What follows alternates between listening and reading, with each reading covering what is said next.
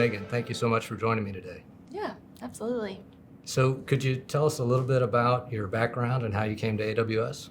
I've been in different security roles for over 15 years, starting as a network security specialist for a hospital, and then joining a global retailer based out of Seattle and helping do different security engineering and architecture roles. And then actually we became a customer of AWS in 2014, and I helped set the cloud security strategy and implement the security controls there. And then I joined Slalom, and I was a part of their DevSecOps team and helped customers all around North America do the same thing, set cloud security strategy and implement security controls. And then I joined AWS actually as an enterprise solution architect for Pacific Northwest, and then joined the security specialist team. That's awesome. So I've been here about 4 years, yeah. Great. Thanks. So, you started off, I believe, with a computer science background. What attracted you to security? It was actually interesting. I was on the mechanical engineering path initially, and I had an internship at Boeing for 3 summers, and I got to work with the 767-400 line tooling engineers. And I asked them if they were going to school right now, what would they study? And they told me computer science. And so I was like, okay. And they resoundingly, all of them said that. So I said, okay, well, I'll take a computer science class. And I loved it. It was really fun. It was solving puzzles, right? Right. And half the class dropped out because it wasn't their thing, and I just kept going. And one of the elective courses was digital security, and Okay. that sounded so interesting to me. And I took that course, and I was hooked. I thought it was really interesting. It's just more puzzles to solve, constantly changing.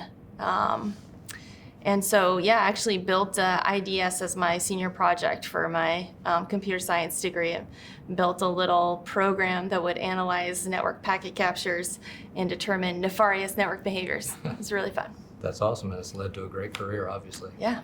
So, in your role at AWS, you're a senior security solutions architect. Mm-hmm. What does that mean, and what are your primary responsibilities in that role?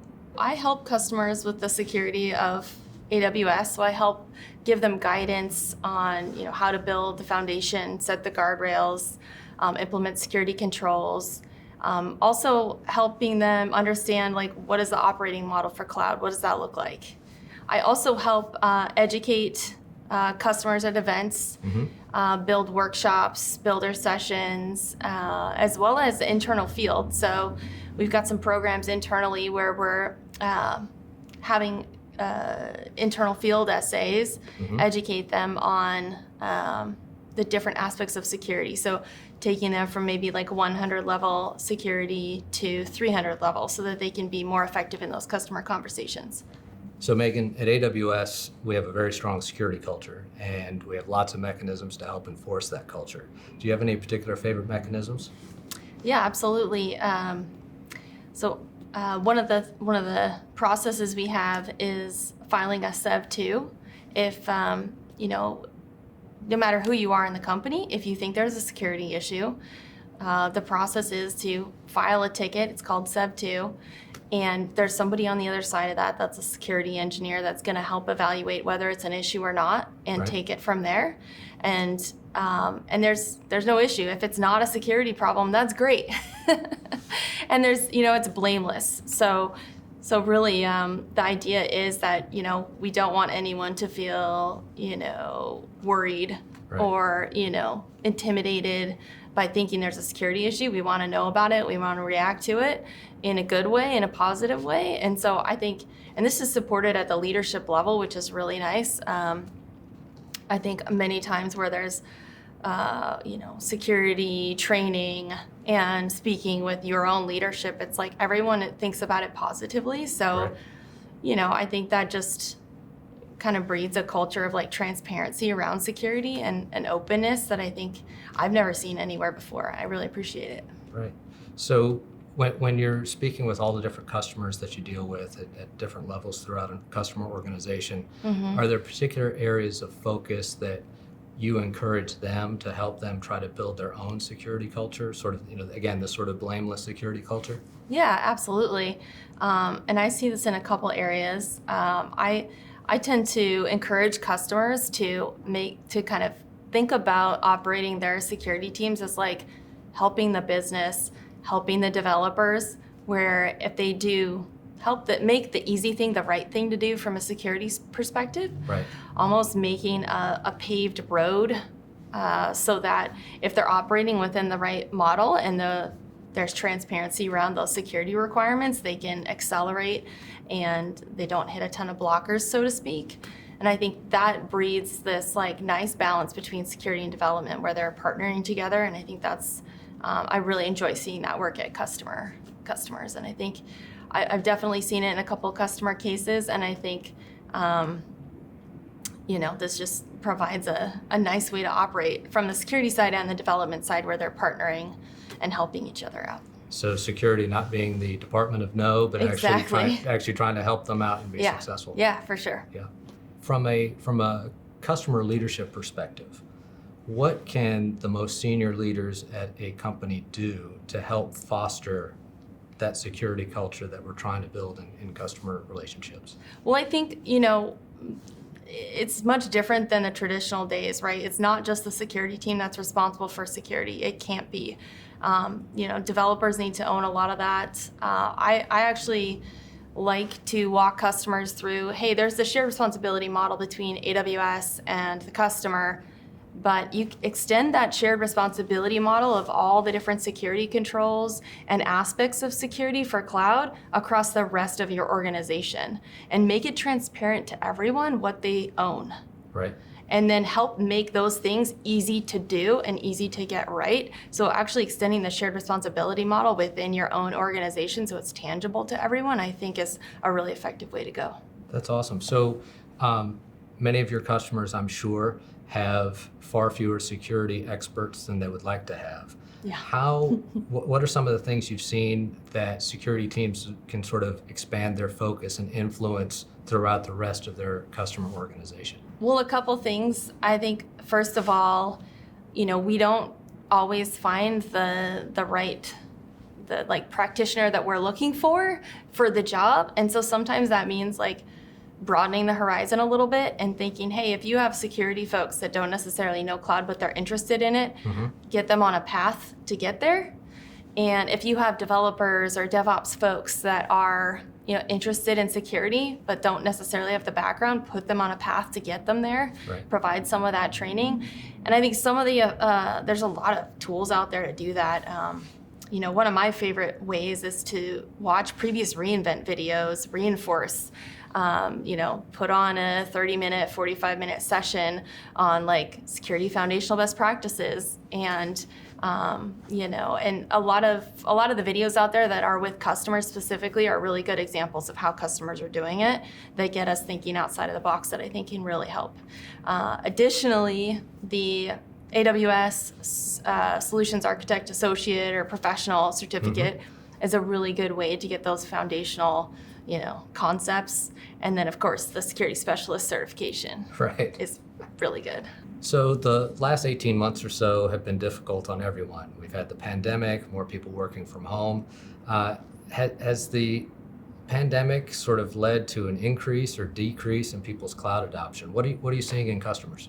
Yeah, absolutely. I've seen several large customers have to increase their adoption of cloud to handle how things have just changed. The online retail business just really blew up because brick and mortar had to close down. And I think we saw some interesting patterns from that. And I think we have some lessons learned from that for other customers. That is, depending on how they went about building their initial foundational security and their multi-account strategy, if they were able to leverage automation for that, they did really well because they could just build more accounts and implement automation. They already had the automation there to build out those security foundations, and their controls were just there. Whereas if that wasn't automated, sometimes, we would, of course, help them build out some of that automation and get them ramped up as soon as possible. But if it was done manually, it's just painful and it's slow, Got it. And so I think making sure that everything is, all those guardrails, your multi-account is automated is going to be really important. And this was just a very good example of how the real world kind of forces that. Right. I know when I started as a customer of AWS, we had 2 dev teams just playing around. 6 months later, it was like 20 dev teams, systems were in production, and everyone else wanted to get on board to the platform. So I learned that lesson early, and I think a lot of customers had to go through that lesson. Because then you had to do rework to Yeah. actually meet the security bar that you wanted to have. Yeah, exactly. So on somewhat of the same tangent, security teams, right? So security teams within customer accounts. Is there a way that sort of security can lead the way to the cloud for customers? I think, I've seen this with customers where, a lot of times security is the last one. Right. But they don't have to be. I think if they can take their security framework that they've adopted on-prem and take controls and update them for cloud, do some mapping and essentially get those guardrails in place ahead of time, that's going to be much easier. They're going to be prepared for people to deploy. Right. And, it's if there's no one pushing you, that's great. You can have kind of the metrics defined, you can have the automation set up without having, someone, knocking at the back door like, hey, let's go. And I also think like it gives us this opportunity as a security team to be transparent about the security requirements, help the developers understand how they need to build and what spec, the security team is expecting. Right. And I think again that goes back to like balancing the relationship between developers and security, and just it's a more effective, efficient relationship, and it's just going to help implement the business features that the developers are trying to do. Right. So. And I would imagine there's a certain level of confidence and trust that is built once you see the security team go into the cloud ahead of you, and, and as a developer or product owner, you're like, well, I really don't have an excuse anymore if the security team's doing it. Exactly, and I think one of the things I've seen work really well with customers if they give those security requirements and they give examples like an internal wiki site of what's a secure identity and access policy look like? What's a secure security group versus what's the bad? And actually tangible examples, that goes really far. And like, here's exactly what we're talking about. No action star against resource star for your access policies, that sort of thing, right?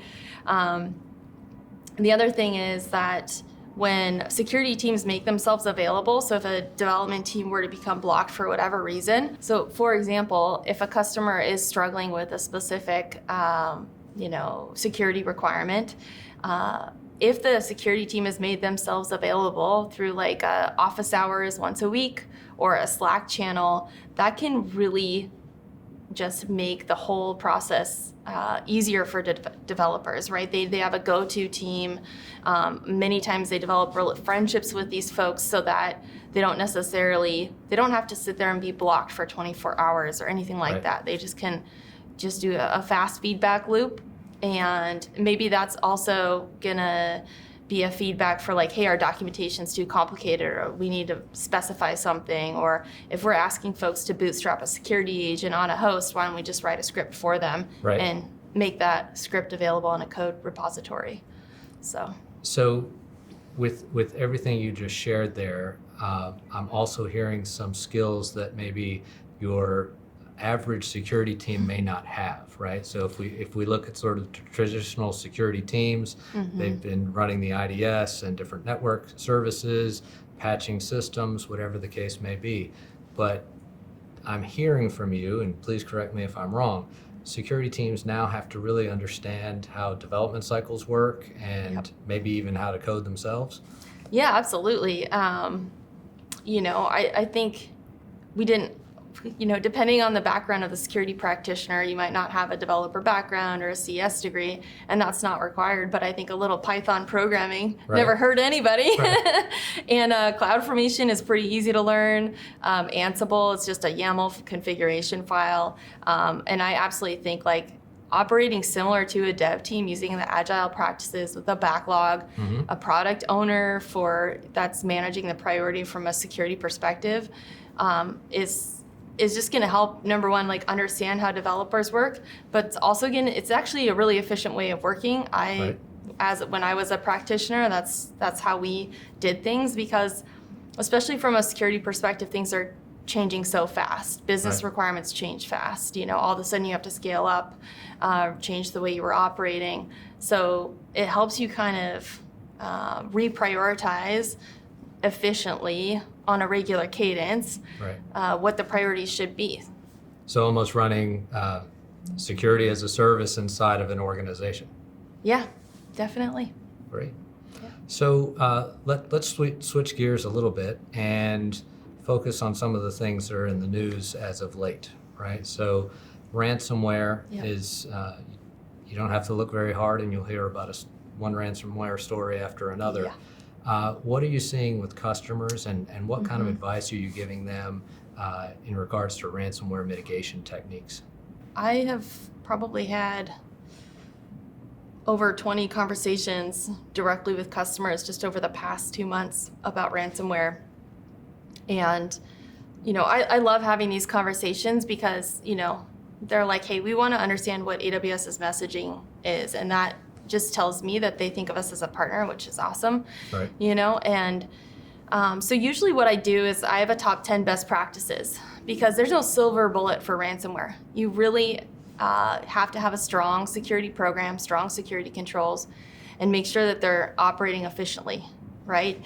But there are definitely some key areas to cover. So we walk through multi-account strategy, least privilege access. The one area I really harp on is, do you have static, long-lived IAM credentials anywhere? If you do, it's time to look at those with a magnifying glass and determine, number one, do they still need to be there? Can we re-architect? And if they really are required, because in some cases for hybrid access, they're needed. Okay. Well, let's minimize the access attached to that credential so that they can do very little in the environment, and then monitor when it's used and just keep it as a risk. Put it on the risk register. Don't let it go away. And if there's opportunity to get rid of it in the future, get rid of it. It tends to be one of the top risks we see. And we want to make sure we're, proactive in helping customers prevent bad days, so to speak. And from what I understand, ransomware mitigation is really just doing the security basics very, very well. Is that a fair assessment? Yeah, it is, right? Patching isn't a new concept. Right. And you can actually, do this in AWS in many different ways. You can do rip and replace with an auto-scaling group, and relaunch your systems from your CI/CD pipeline. You can use Systems Manager. Systems Manager is half operations, half security tool at this point. It's amazing what you can do with it. So yeah, there's a lot of options. And we talk about those as well. I think the other one that customers have asked me about that I think this is a good conversation to have is, hey, we used to do air-gapped backups with on-prem. We literally had tape backups, put them on an Iron Mountain truck, and so no one could touch those backups.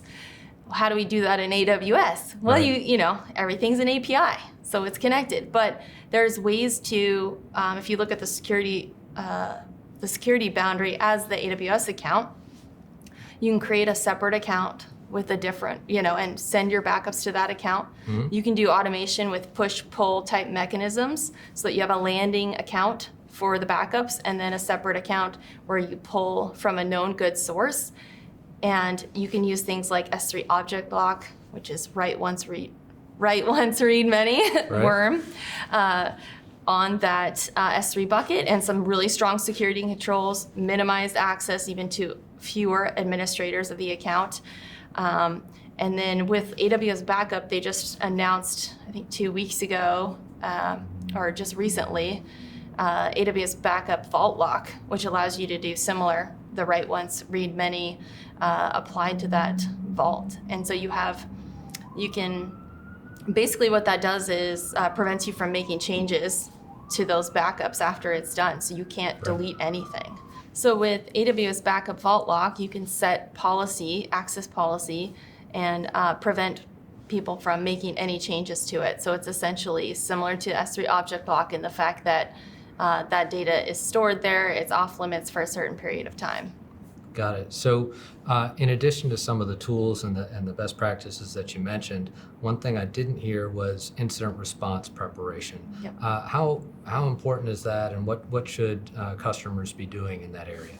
When we have these ransomware discussions specifically, I always ask customers, have you actually done a tabletop exercise of a ransomware security event? Mm-hmm.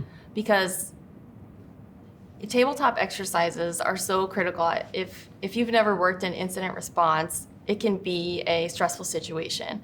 Tabletop gives you the opportunity to work through a lot of the issues that you don't need to deal with during an actual event, where you just want to be focused and doing your investigations without any issue. And the tabletop exercise, you're going to go through this practice of essentially, how do we know the event happened? Do we have access to all of our AWS accounts to do the investigations we need? Right. Where would we see the event? Would it come through our security operations center? Do we have a playbook that outlines all the activities those folks need to do so that they can respond consistently and have the data that they need to make those decisions? And then are we pulling in the right stakeholders? Because if we do have a security event, we need to know how to communicate, with our customers, with their customers. And it just works out a lot of the kinks. And our ProServe team can come in and help customers do that as well. We've done this several times, and practice makes perfect, right? And so I think that's just something that whenever there's fear about a certain scenario, it's practice, and then it's not going to be as scary, right? It's just as simple as, practicing and getting better at something. So you mentioned other stakeholders. So this is not just a security team exercise. No, not at all. What are some of the other stakeholders that should be participating in these tabletop exercises? Yeah, well, definitely legal usually gets involved. Usually a privacy team, security management, and depending on, the type of exercise, the incident that you're working through, could be your help desk, it could be application and development teams to help understand, if we were to do any type of mitigation, for example, what would the downstream impacts of that be? Right.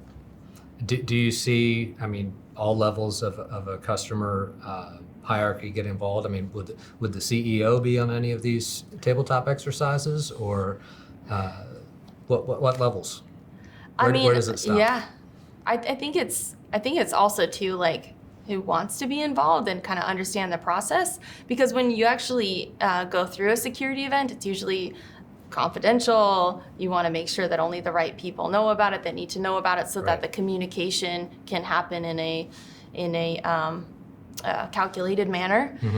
But for an exercise, there's no reason not to, involve folks that want to be involved. And, if the CEO is interested, absolutely bring them in.